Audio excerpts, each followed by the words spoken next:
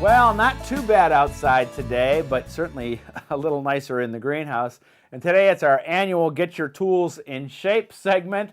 I do it every year because I think it's a really important thing. A thing that people don't think about a lot is that these have to be sharp. And in my case, this is my grandfather's hoe. I never knew my grandfather, but this was his from the 1930s. And you see how I take care of my tools. I don't do the best job at it, but twice a year I'm doing this job, and it's kept this really nice old ash handle in at least decent shape. Dried out now, but we're going to fix that. First thing we're going to do, this is for hoes, for shovels, for trowels, anything with a flat, sharp edge, is just to take my AccuSharp tool here and run it right across the edge. I've been doing this, it's well over 20 years that I've had one of the AccuSharp tools. And I really didn't understand how important it was to have sharp tools until I did a speaking gig for some sheet metal workers who were telling me, how do you sharpen your tools? I said, I never do. And he goes, do you know how easy it's going to be to do your garden work when they're sharp? And it's so right. So the AccuSharp does the trick, especially on these tough edges here. And you can start to see that it's making a nice edge on here. And we'll keep working on that. I'm going to put this down here. There we go. And I can see that it's scraping a little bit off there. And it does make life so much easier for shovels, hoes, and anything with a flat edge like that. There we go. That's pretty good. Okay. Now the handle. I always use boiled linseed on the handles. And you're just going to see me do 1 or 2 coatings on here, but I'm going to let that soak in, and then I will let this sit here, and I will put on 2 or 3 more coatings. I always tell this story. One time I was discussing this and telling somebody, use boiled linseed oil, and it was actually a group, and somebody raised their hand and said, how long do you boil it for? I'm like, no, you just buy it as boiled linseed oil. They use it for woodworking. And you can just see how that handle, it just soaks in the oil. This will keep the handle from cracking. You can't get an ash handle anymore. Most of our ash trees are gone due to the emerald ash borer, which is sad, but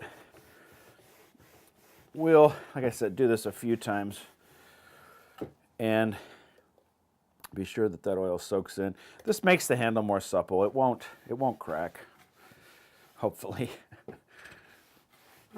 And most of my grandparents' tools I've been able to keep going. Every once in a while I'll lose a handle, but I can replace that. And as long as the metal part is still good, which we're going to work on next, they're good to go. And like I said, I didn't know my grandfather, but I knew this was his hoe. All right. And the next thing we'll work on is just how to preserve the working end, the business end. My boss thinks that's funny when I say the business end of a tool, but that's what we call it. All right, boy, that's really soaking in that oil. That might need 3, 4 coats over the next few days. And it also protects it from any water. Okay, now the metal is just a different type of oil. It's just a standard motor oil. And we just give a thin coating on the business end. And that just we'll keep it from rusting. Rusting more. No avoiding that when it's from the 1930s, I'm afraid. Okay. This will only need 1 coat. I don't want to use too much of this oil. There we go. All right. Now, when we're talking about sharpening other things, and especially bypass pruners, we'll do those next. Those are sharpened a little bit differently. Let me finish up here and we'll get to that next. So this is what we call a bypass pruner. That means that the blades bypass each other when it cuts. They're my favorite type. If we had what we call anvil pruners, and I don't use them, it just means the blade comes down onto an anvil. You could use the AccuSharp, or in this case it's called auger sharp, but they're all basically the same for a garden tool or a knife. You could use that on that, but since these blades only have one side, I just use a sharpening stone, just like I did back in the 70s when I was a Boy Scout. And all I'm going to do is just see how that angle is. I'm just going to follow that angle. I've got two sides, a fine and a coarser angle. I'm using the fine.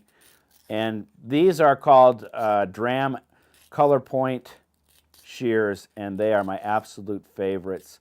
Actually, because one thing, they're yellow, I can find them. The other thing, that little locking mechanism never locks open, never locks closed. It's always in the right position when you need to do it. And this is pretty sharp. And I'm just going to run that a couple times. That's all there is to it. And keeping your tools sharp, keeping the handles oiled will basically make them last forever. Whenever you buy a garden tool, you should be thinking that you're going to be, like me, you're going to be passing it down to your grandchildren, hopefully, and they'll think of you when they're using that. Okay, that's all there is to it. We're going to finish up. Be sure to check me out online. There's lots more garden information there, stories, videos, blog posts, etc. And of course, where you can become a member of my Seed of the Month Club. I would love for you to join. Until next week, I'm going to work on the rest of Grandpa's tools and get them in shape. Imagine the stories this old tree spade could tell. We'll see you next week.